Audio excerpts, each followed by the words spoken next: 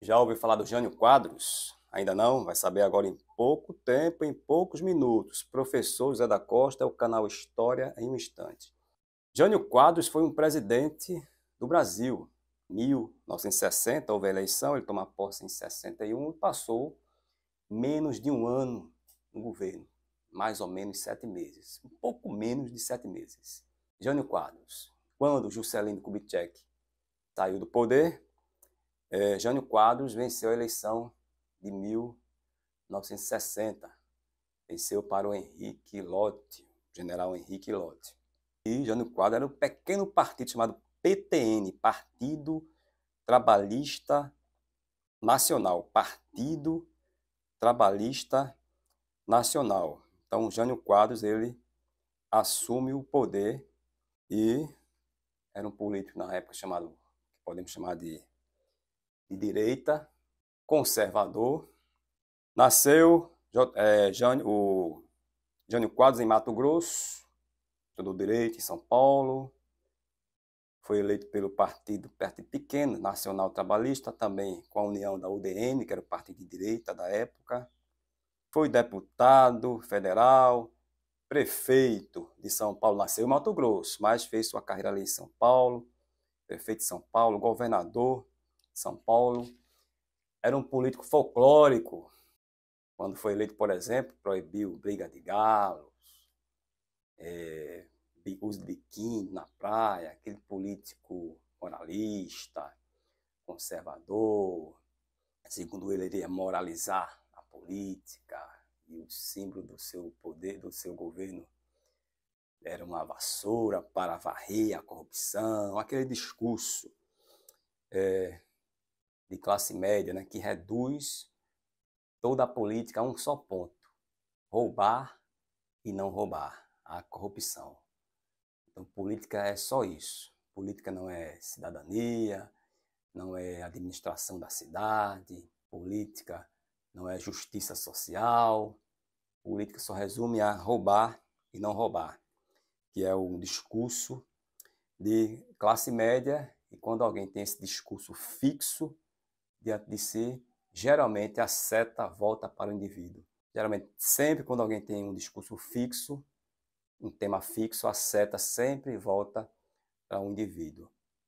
Alguma coisa tem ali que ele quer esconder com esse discurso fixo. Então, o governo de Jânio Quadros era assim, um governo conservador, mas na época, o contexto de Guerra Fria, né? Tem um vídeo aqui sobre Guerra Fria, no minha playlist História Geral, e ele se dizia aí, queria colocar o país numa linha independente, neutra, nem aliado aos Estados Unidos, nem à União Soviética, mas um país, digamos assim, independente. Chegou a condecorar Che Guevara e escandalizou, né, muitos, para o horror, principalmente dos militares. Né?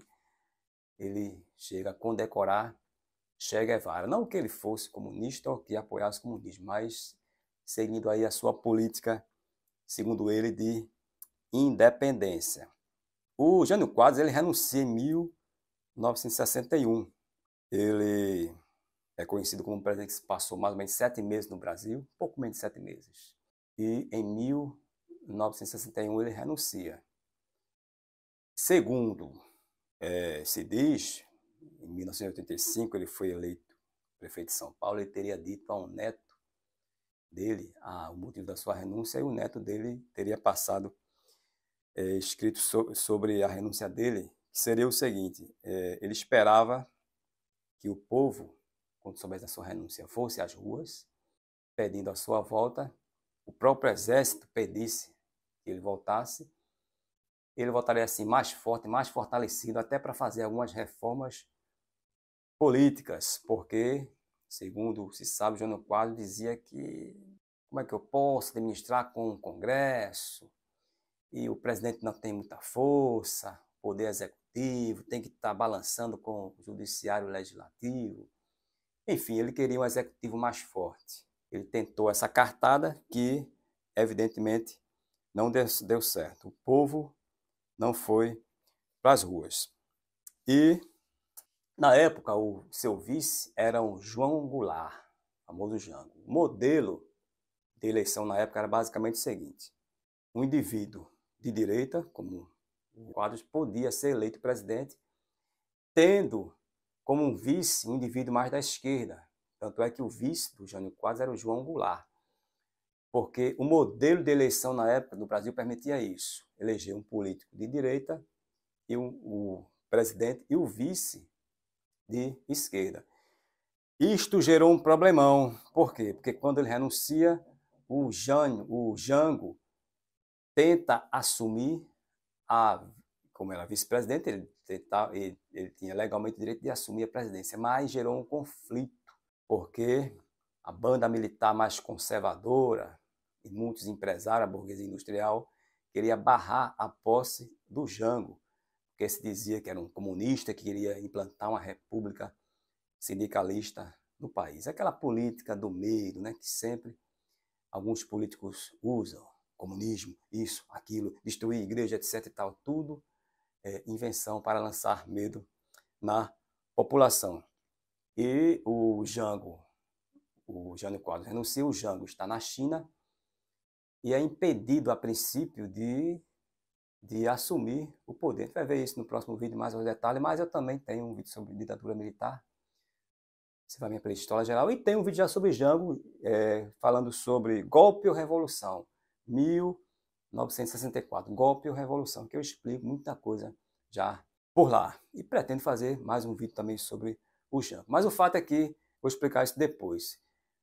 Tem lá uma fórmula conciliatória e o Brasil passa a ser um parlamentarismo. O poder do Jango Goulart é diminuído e surge o parlamentarismo no Brasil em 1961, mas aí é motivo para outro vídeo.